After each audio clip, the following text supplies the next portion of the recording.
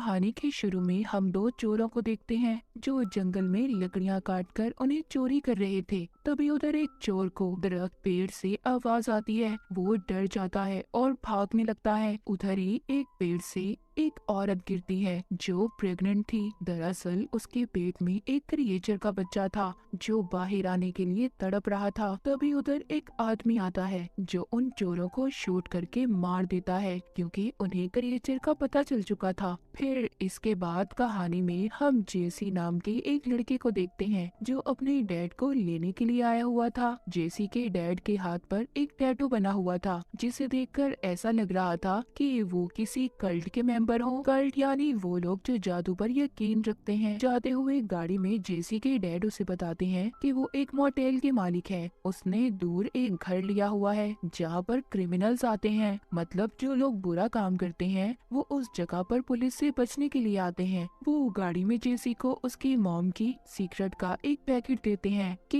ये तुम्हारी मॉम की आखिरी निशानी है और यही वजह थी कि तुम्हारी माँ की जल्दी मौत हो गई। हम देखते हैं कि उनकी गाड़ी के पीछे एक बूढ़ा आदमी बैठा था जो एक क्रिमिनल था और पुलिस से बचकर बॉर्डर को पार करना चाहता था। जेसी के डैड दोनों को अपने मोटेल में ले आए थे। वो जेसी के साथ खाना खाते हुए कहते हैं कि ये जगह शहर से बहुत दूर है, यहाँ पर हमारे डेबिट क्रेडिट कार्ड्स कुछ काम के नहीं है और यहाँ पर अक्सर खाने की भी तंगी हो जाती है। जो बूढ़ा आदमी इनके साथ आया हुआ था वो जेसी के डैड से कहता है कि मुझे कमरा दिखा दे, मैं आराम करना चाहता हूँ। दरअसल इसे एक लड़की एंजली ने भेजा था जो जेसी के डैड के साथ मिलकर काम किया करती थी। इस काम के जेसी के डैड उसे पैसे दिया करते थे। मोटेल में बूढ़ा आदमी जेसी के डैड से अपने कमरे में जाने का कहता है और ये भी कहता है कि अगर उसे रहने का कमरा न दिया गया तो वो अपने पैसे वापस ले लेगा। मगर जेसी के डैड कहते हैं थोड़ा इंतजार करो। फिर ये दोनों को मोटेल के बेसमेंट में लेकर जाते हैं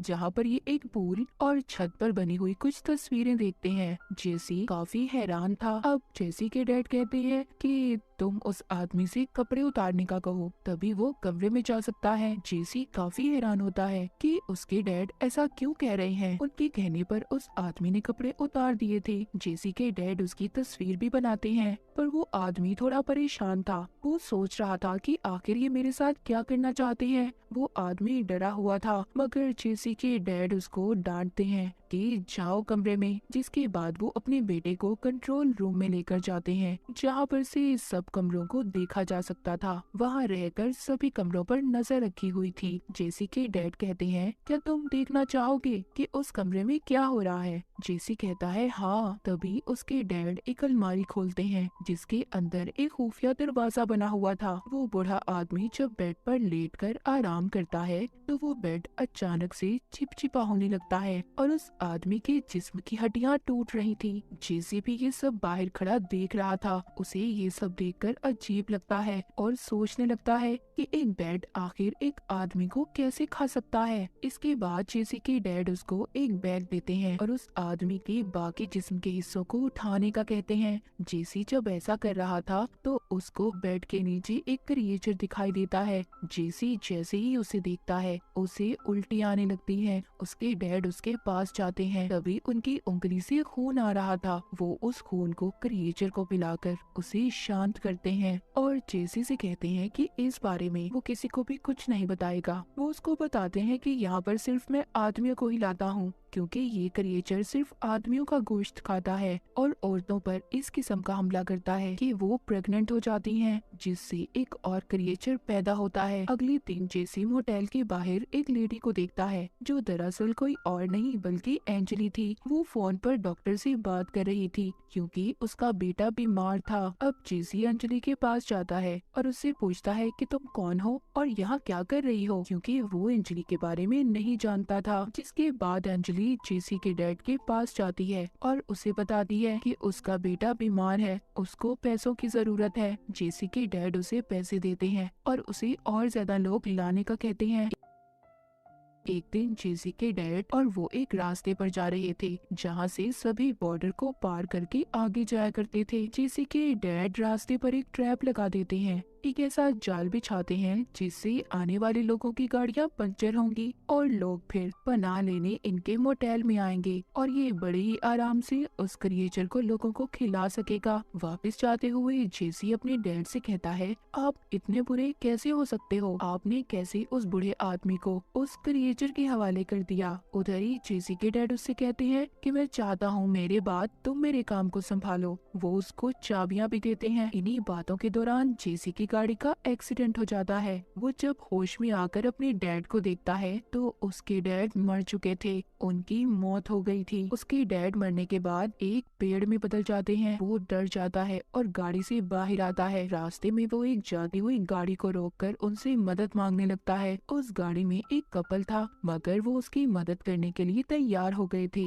जेसी अब उनको अपने मोटेल ले आया था जहाँ पर एंजली उसका इलाज करती है और उससे कहती है कि मैं 3 क्रिमिनल्स को अपने साथ लाई हूँ जिसके मुझे पैसे चाहिए। जेसी उससे कहता है, अभी मेरे पास पैसे नहीं है, मेरे डैड की मौत हो चुकी है। जिसके बाद जेसी उन लोगों से मिलने जाता है और उन्हें खाना भी देता है मगर खाना बहुत कम था। एक आदमी कहता है, ये खाना तो बहुत कम है और तो और हमारा पेट भी तो नहीं भरेगा इससे। जिस पर जेसी उनसे झूठ बोलता है और कहता है, देखो ये जगह बहुत दूर है और मेरे डैड जल्दी खाना लेकर आ जाएंगे, वो खाना ही तो लेने गए हुए हैं। अब खैर थोड़ा थोड़ा खाना खाने के बाद सब अपने अपने कमरों में चले जाते हैं और जेसी कंट्रोल रूम में बैठकर सबकी बातें सुनने लगता है क्योंकि उसके डैड ने यहाँ के हर कमरे में कैमरा लगाया हुआ था। वो कपल आपस में बात कर रहा था। उसमें से लड़का कहता है, हमें यहाँ पर नहीं आना चाहिए था, मगर लड़की कहती है, अगर हम उस लड़के की मदद ना करते तो वो तो मर जाता ना, और मुझे बिल्कुल अच्छा नहीं लगता। उधर वो तीनों क्रिमिनल्स भी अपने घर जाने के बारे में बात कर रहे थे। तभी जेसी देखता है कि एंजली उस क्रिएचर के कमरे को चाकू से खोलने की कोशिश कर रही थी। फौरन से जेसी उसके पास जाता है और उसे वो कमरा खोलने से मना करता है। एंजली कहती है, मैं जानती हूँ तुम्हारे डैड ने पैसे इसी कमरे में छुपाए हुए हैं। वो समझाता है, कहता है, देखो बात समझने की कोशिश करो, उस कमरे में कोई पैसे नहीं है। मगर वो नहीं सुनती और दरवाजा खोल देती है और जाते ही उसमें पैसों को ढूंढने लगती है लेकिन उसे कुछ भी नहीं मिलता। अब जब ये दोनों यहाँ से जाने वाले थे तभी उधर वो कपल आ जाता है जो जेसी को बचा कर लाया था। वो उस कमरे को देखकर बहुत खुश होते हैं। जेसी उन्हें अंदर आने से रोक रहा था मगर वो नहीं सुनते, उल्टा इसी को कमरे से बाहर निकाल देते हैं। जब वो उस कमरे में क्रिएचर वाले बेड पर बैठते हैं तो वो क्रिएचर लड़के को अपने अंदर खींच लेता है, मतलब उसे खा लेता है और उस लड़की को प्रेग्नेंट कर देता है। बाद में जेसी दोबारा से जब उस कमरे में जाता है तो वो लड़की को बेहोश पाता है। वो लड़की को अपने साथ ले आया था जो बच गई थी, उसे साफ करके एक अलग कमरे में सुला देता है ताकि किसी को भी क्रिएचर का पता न चले। बाहर वो तीनों क्रिमिनल्स खाने के पीछे जेसी के साथ लड़ रहे थे। तभी सबको बेसमेंट से आवाज आती है। जब ये जाकर देखते हैं तो उधर पूल में वो लड़की थी जिसको जेसी अलग कमरे में सुला कर आया था। वो पानी में तैर रही थी। उस लड़की का पेट बहुत ज्यादा फूला हुआ था। उसके पेट में क्रिएचर का बच्चा था। वो दर्द से तड़प रही थी। वो सबसे कहती है कि कोई उसके पेट को काट दे और जो भी चीज उसके पेट में है उसे बाहर निकाल दे, मगर किसी के अंदर भी ऐसा करने की हिम्मत कहाँ थी। वो लड़की खुद ही अपने पेट को काट देती है। हम देखते हैं उसके पेट से अजीब सा क्रिएचर बाहर निकलता है और निकलते ही उधर एक आदमी पर हमला कर देता है, पर उसको उसके दोस्त बचा लेते हैं। वो क्रिएचर अब वहाँ से भाग गया था। जो 3 क्रिमिनल्स आदमी थे उनमें से एक जेसी से कहता है, हमें जल्दी यहाँ से निकलना होगा वरना वो क्रिएचर हम सबको मार देगा। जब ये यहाँ से जाने लगते हैं तो देखते हैं किसी ने इनकी गाड़ी को पंचर कर दिया था। वो वापस अंदर आकर एंजली से पूछते हैं क्योंकि इन्हें यहाँ पर एंजली ही लाई थी। वो उससे कहते हैं, जरूर तुमने ही ऐसा किया होगा, मगर तभी इन्हें बहुत खौफनाक डरावनी आवाज सुनाई देती है जो उसी क्रिएचर की थी जिसको जेसी के डैड ने रखा हुआ था। इसीलिए सब बहुत ज्यादा डर जाते हैं। तभी यहाँ पर एंजली सबको बताती है कि जेसी के डैड ने मुझे ये जॉब दी थी कि मैं यहाँ पर लोगों को लाऊंगी जिसके लिए वो मुझे पैसे देते थे, पर अब मुझे लगता है कि इसके डैड ने यहाँ पर बहुत सारे पैसे छुपाए हुए हैं। जेसी कहता है, ठीक है तुम सब जगह को चेक कर सकते हो। जेसी उन्हें अपने साथ ले जाता है। उधर कमरे में बाकी 2 क्रिमिनल्स रुककर उस लड़की का ख्याल रख रहे थे जिसके पेट से क्रिएचर बाहर आया था। इस वक्त वो बेहोश थी। तभी उनमें से एक आदमी को दीवार की दरार में से आवाज आती है। जब ये अपना लाइटर जलाकर देखता है तभी उस आदमी के लाइटर से आग लग जाती है। उस दीवार में क्रिएचर की जड़ें थी, जिस वजह से वो क्रिएचर जोर जोर से चीखने लगता है और उस आदमी को मार देता है। फिर छोटा क्रिएचर दूसरे आदमी को भी मार देता है। जब जेसी, एंजली और तीसरा क्रिमिनल आदमी जो इनके साथ था वो आते हैं तो वो उस लड़की से पूछते हैं जिसका वो ख्याल रख रहे थे कि आखिर इधर हुआ क्या था। वो बताती है कि क्रिएचर ने सबको मार दिया। तभी उधर एंजली उस छोटे क्रिएचर को देखती है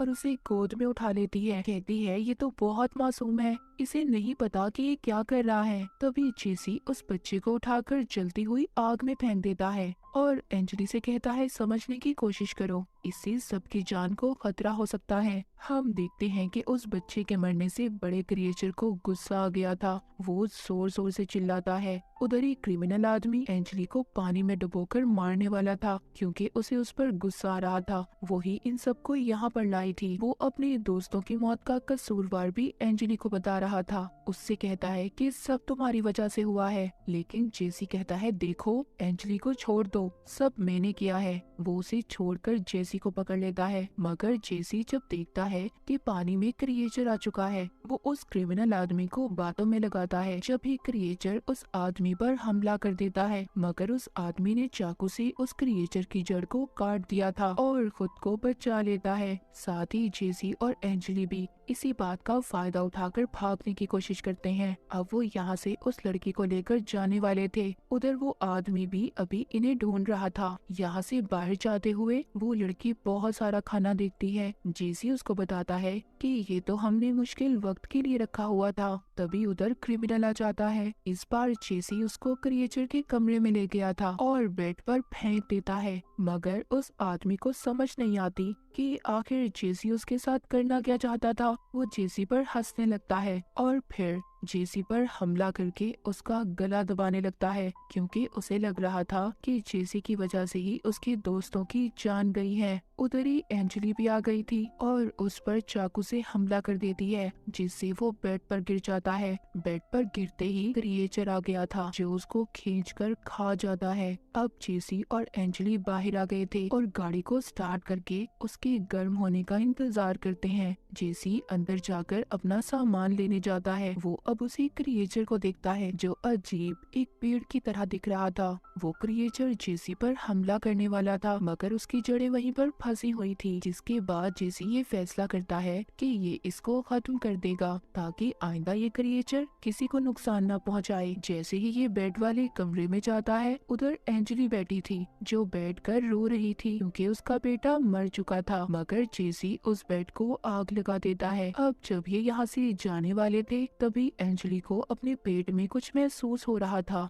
क्योंकि जब ये उस बेड पर बैठी थी तो क्रिएचर ने इस पर भी हमला करके इसे प्रेग्नेंट कर दिया था। एंजली दूर जाकर अपने पेट को काट कर उस क्रिएचर के बच्चे को बाहर निकाल देती है। जेसी जब उस बच्चे को मारने लगता है तो एंजली उसको मना करती है। वो बच्चा भी वहाँ से भाग गया था। वो लड़की जो जेसी के साथ थी वो अकेले गाड़ी लेकर भागने की कोशिश कर रही थी। तभी गाड़ी रुक जाती है। हम देखते हैं कि उसके जिस्म से जड़ें बाहर आ रही थी। वो लड़की भी मर जाती है। उधर एंजली भी मर जाती है। जेसी उसे पकड़कर बहुत रोता है। जब ये इस जगह से जा रहा था तभी ये एक पेड़ में अपने डैड की शक्ल देखता है। इसे ऐसा लग रहा था कि जैसे इसके डैड की लाश इसमें हो। वो उनसे सॉरी कहता है सॉरी डैड कि मेरी वजह से आपकी मौत हो गई। जाते हुए वो अपनी मॉम के ख्यालों को भी देख रहा था और चला जाता है। हमने कहानी के शुरू में देखा था कि क्रिएचर जिसको भी मारता था उसको पेड़ दरख्त में बदल देता था और जो औरत शुरू में मरी थी वो जेसी की मॉम थी और जिस आदमी ने चोरों को मारा था